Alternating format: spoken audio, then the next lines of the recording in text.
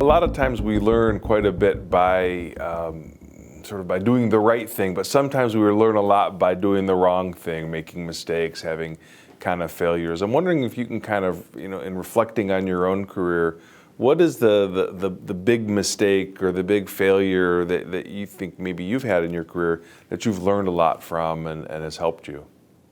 Research-wise, I have done very, very well. And I don't know big snafus come to mind. So let's go to the tenure decision. There is zero reason to be arrogant. Zero. I don't know of anyone who has ever said, gee, I like that person because she or he is arrogant. You don't. And I have no explanation for it. And I guess I have nothing but shame for it. But in my early years at the University of Washington, there was a heavy OD, organization development contingent. For a long time, that's not true today, but in 1969, when Terry Mitchell joined University of Washington, he was the only organization behavior person, and he was the only person doing empirical research, and he was doing it within a theoretical framework called expectancy theory. Then he morphed into attribution theory.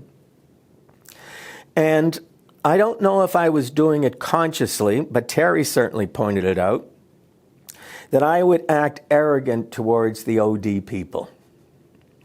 Now, the dean, Nancy Jacob, I loved her, she loved me.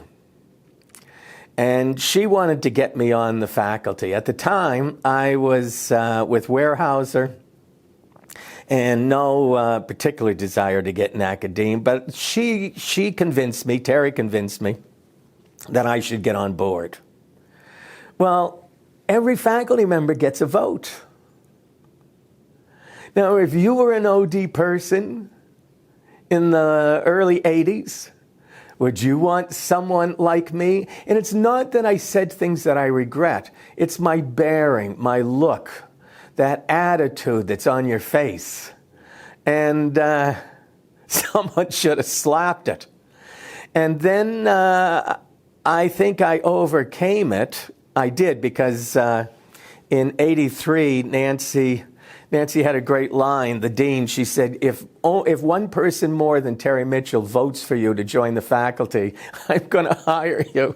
And so one more person did, and I got hired. So I'm an assistant professor in '83, associate professor in '84, full professor in '85, and in late '85, '86, I became department chair. So that's a pretty good run, huh? But I don't know that I ever had the full trust, confidence of the OD people because of the early arrogance. And it was totally my fault, totally unnecessary. And I would say to hotshot junior faculty, you may have the pubs, but you still have to get the votes. So how do you win by putting other people down? You don't. Stupid on my part. I regret it.